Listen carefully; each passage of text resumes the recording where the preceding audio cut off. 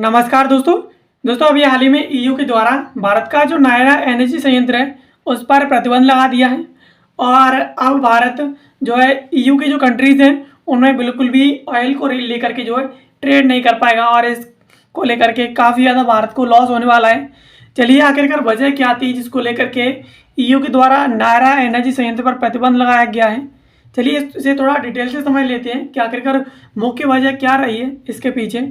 मेरे साथ वीडियो में अंत तक बने रहिए। मेरा नाम है सचिन और मैं कंसिडर आईएएस की एक और नई वीडियो में आप सभी का स्वागत करता हूं।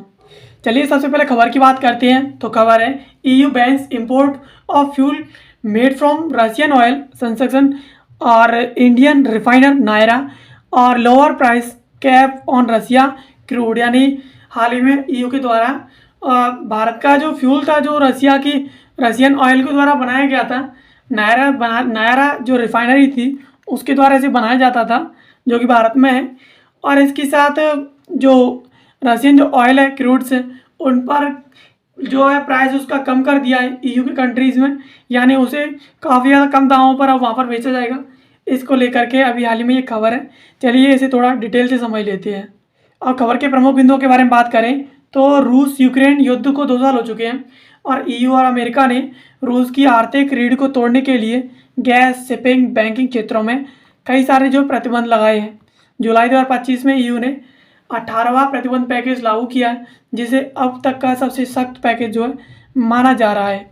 यानी जैसे ही रशिया और यूक्रेन के बीच युद्ध शुरू हुआ था और उस युद्ध को अब तक जो है 2 साल पूरे हो चुके हैं। ईयू और अमेरिका ने यह ठान रखा है कि वो कैसे भी करके रूस का जो आर्थिक कमर है उसे तोड़कर ही रहेगा। और इसको लेकर के इन दोनों के द्वारा रूस पर तेल, गैस, शिपिंग और जहां तक रूस का जो बैंकिंग सेक्टर है उस पर भी प्रतिबंध लगा दिया है। अब हाल ही में जुलाई 2025 में ईयू के द्वारा रूस पर 18वां जो प्रतिबंध पैकेज है वो अभी हाल ही में इसके द्वारा लागू किया गया है और ये पैकेज अब तक का सबसे सख्त पैकेज माना जा रहा है जो रशिया के लिए बहुत ही ज़्यादा घातक हो सकता है। तेल की नई कीमत इसमें डिसाइड की गई है। पुराने नियमों की बात करें तो G7 के देशों ने दिसंबर 2022 में रूसी कच्चे तेल की बिक्री $60 प्रति बैरल की सीमा लगाई थी। यानी इसके हिसाब से रूसी जो तेल था, कच्चा तेल था, उसकी बिक्री की गई थी। अब हाल ही में जो नए नियम हैं उनकी बात करें तो अब इस कीमत को घटा करके $45 से $50 के बीच किया जा रहा है, जिसे रूस को सस्ते में जो तेल बेचना होगा। इसका उद्देश्य है रूस के युद्ध फंड को कमज़ोर करना और भारत जैसे खरीदारों को सस्ती कीमत पर तेल जो है उपलब्ध कराना। यानी यहाँ पर इंडिया को तो कहीं ना कहीं फ़ायदा है इससे, लेकिन रूस की जो इकोनॉमिक रीढ़ की हड्डी है उसे तोड़ने के लिए G7 ईयू की जो कंट्रीज़ हैं वो और अमेरिका जो है लगातार प्रयास कर रहा है। और इसी वजह से इसके द्वारा 2022 में $60 प्रति बैरल जो कीमत आकी गई थी अब उस कीमत को इनके द्वारा कम करके 45 से 50 के बीच में प्रति डॉलर के हिसाब से रख दिया है। इसके साथ शैडो जो फ्लीट है यानी छद्म जहाजी बेड़ा है उस पर भी इनके द्वारा कार्रवाई की गई है। रूस ने G7 के नियमों से बचने के लिए एक गुप्त शैडो फ्लीट तैयार की जो बिना पश्चिमी बीमा या रजिस्ट्री के काम करती है। ईयू ने अब 400 से अधिक टैंकरों को ब्लैकलिस्ट किया है जिसमें से 105 हाल ही में छोड़े गए हैं। इसका उद्देश्य है इन जहाज़ों के जो माध्यम से तेल सप्लाई है उसको रोकना। यानी अभी हाल ही में रूस के द्वारा किया गया था कि G7 के नियमों से बचने के लिए रूस के द्वारा एक गुप्त शैडो फ्लीट बनाया गया था जो कि बिना पश्चिमी बीमा और रजिस्ट्री के काम करता है, ये बनाया गया था। अब हाल ही में ईयू के द्वारा क्या किया गया है कि 400 से अधिक जो टैंकर्स हैं उन्हें ब्लैकलिस्ट किया गया है।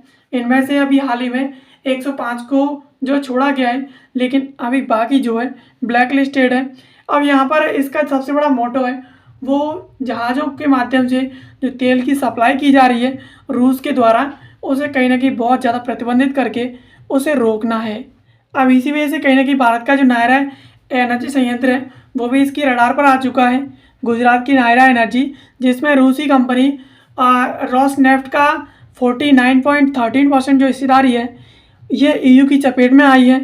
अब नायरा ईयू देशों को जैसे कि पेट्रोल और डीजल निर्यात नहीं कर सकेगी अगर वह रूस के कच्चे तेल से तैयार किया गया हो। तो भारत ने इस प्रतिबंध को एक तरफा और अनुचित बताया है। यानी नायरा जो कि भारत का एक खुद का एनर्जी संयंत्र है, इसमें रूस की कंपनी है एक रोसनेफ्ट, इसकी 49.13% जो है इसमें हिस्सेदारी है। और रोसनेफ्ट इसमें ईयू की चपेट में आ चुकी है और नायरा भी आ चुकी है। तो यहाँ पर सीधा सा एक फंडा है, वो कहा गया है कि ईयू के कंट्रीज़ को अब ना तो नायरा पेट्रोल ना डीजल जो है इसमें से कुछ भी सप्लाई नहीं कर पाएगी। अगर वो जो डीजल है और तेल है वो रूस के कच्चे तेल से अगर निर्मित किया गया है तो जो है जो नायरा है वो इन चीज़ों को सप्लाई नहीं कर पाएगी। और इसके साथ भारत के द्वारा इसकी आलोचना की गई है। इसे एक तरफा और अनुचित जो है भारत के द्वारा बताया गया है। इसके साथ बैंकिंग और फाइनेंस और टेक्नोलॉजी पर भी यहाँ पर प्रतिबंध लगाया गया है। 22 रूसी बैंक, कुछ चीनी बैंक और युद्ध सहायता में देने वाले आईटी सिस्टम्स पर भी इसमें रोक लगाई गई है। इसके साथ यहाँ पर रूस की वित्तीय क्षमता और युद्ध उपकरण आयात पर इस पर सीधा इम्पैक्ट पड़ेगा। यानी यहाँ पर सीधा सा जो बैंकिंग सेक्टर है, फाइनेंस सेक्टर है, टेक्नोलॉजी है, उस पर भी यहाँ पर प्रतिबंध लगाया गया है। यहाँ पर 22 रूसी बैंक और कुछ चीनी बैंक्स हैं, उन पर प्रतिबंध लगाया गया है। युद्ध में सहायता देने वाले आईटी सिस्टम्स हैं, उन पर भी प्रतिबंध लगाया गया है। इसके साथ रूस की वित्तीय जो क्षमता है और उपकरण जो आयात है, सुविधा है, उस पर यहाँ पर सीधा जो है असर होगा। नॉर्ड स्ट्रीम पाइपलाइन पर भी प्रतिबंध लगाया गया है। यानी Nord stream pipeline gas pipeline है जो रूस और जर्मनी को जोड़ती है। अब ये प्रतिबंध की सूची में है। इसका उद्देश्य है भविष्य में किसी ऊर्जा राजस्व को अवरुद्ध करना। यानी नॉर्ड स्ट्रीम जो पाइपलाइन है वो रूस और जर्मनी के बीच है, अब इसे भी यहाँ पर प्रतिबंध लगा दिया गया है, यानी प्रतिबंधित सूची में डाल दिया गया है। उद्देश्य वही है, किसी भी तरीके से रूस को जो राजस्व मिलता है उसे अवरुद्ध करना। अब भारत को यहाँ पर क्या फ़ायदा और क्या नुकसान है उसकी बात करें तो इसका जो भारत के लिए संभावित लाभ है वो ये है कि सस्ता रूसी तेल जो भारत को अब मिल सकता है। रूस अब भारत जैसे देशों को $60 से कम कीमत पर जो तेल ऑफर करेगा। इसके साथ यहाँ पर जो जोखिम है वो ईयू को रिफाइंड उत्पादों का निर्यात रोक सकता है। इसके साथ यूएस भविष्य में द्वितीयक प्रतिबंध लगा सकता है और नायरा एनर्जी और रिलायंस पर यहाँ पर कहने के दबाव बढ़ने वाला है। यानी भारत पर यहाँ पर बेनिफिट्स भी हैं और इसके जोखिम भी हैं। बेनिफिट ये है कि भारत को सस्ता तेल मिलेगा और रूस अब भारत को जो है $60 से कम की कीमत पर जो है तेल ऑफर कर सकेगा। इसके साथ यहाँ पर जोखिम ये है कि ईयू को जो रिफाइंड उत्पाद है उन्हें भारत जो है निर्यात नहीं कर पाएगा और भविष्य में जो अमेरिका है वो द्वितीयक प्रतिबंध भी लगा सकता है। इसके साथ यहाँ पर नायरा एनर्जी और रिलायंस पर जो है दबाव बढ़ने की काफ़ी ज़्यादा संभावनाएं भी दिख रही हैं। अब ईयू की यह रणनीति रूस की तेल बिक्री, शिपिंग नेटवर्क और वित्तीय प्रणाली और इसके साथ इसकी तकनीकी उपकरणों को लक्षित कर रही है। और इसके साथ भारत जो रूस से तेल का सबसे बड़ा ग्राहक है, यानी रूस से ज़्यादातर तेल खरीदता है, इस स्थिति में दोहरा प्रभाव महसूस करेगा। यहाँ एक और सस्ता तेल मिलेगा, वहीं दूसरी ओर यूरोपीय बाज़ार में निर्यात काफ़ी ज़्यादा मुश्किल हो जाएगा। यानी सीधा सा ईयू के द्वारा रूस का जो तेल बिक्री है, शिपिंग नेटवर्क है, वित्तीय प्रणाली और तकनीकी नेटवर्क्स हैं, उन्हें पूरी तरीके से ध्वस्त करने की कोशिश कर रहा है ईयू।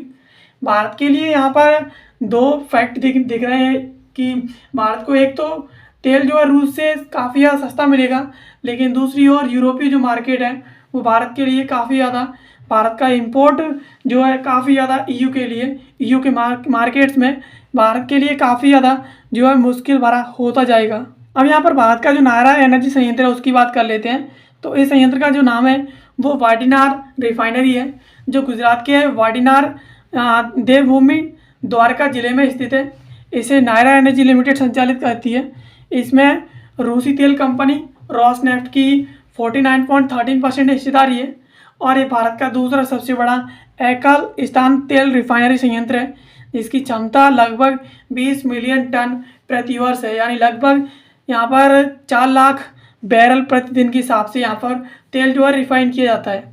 यानी इसका जो रियल नाम है वो वाडिनार रिफाइनरी है और ये वाडिनार के देवभूमि द्वारका ज़िला है वहाँ पर स्थित है और इसे नायरा एनर्जी लिमिटेड जो संचालित करती है, इसी वजह से इसका नाम जो है नायरा एनर्जी है। और इसमें रोसनेफ्ट जो कि एक रूसी कंपनी है, तेल कंपनी है, उसकी 49.30% इसमें हिस्सेदारी है और ये भारत का दूसरा सबसे बड़ा एकल तेल रिफाइनरी संयंत्र है।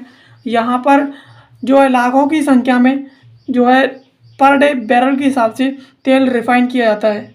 और 2017 में रोसनेफ्ट और ट्रैफिक्योरा यूसीपी कंसोर्टियम द्वारा $12.9 बिलियन में ईजार ऑयल की जो है खरीद की गई थी।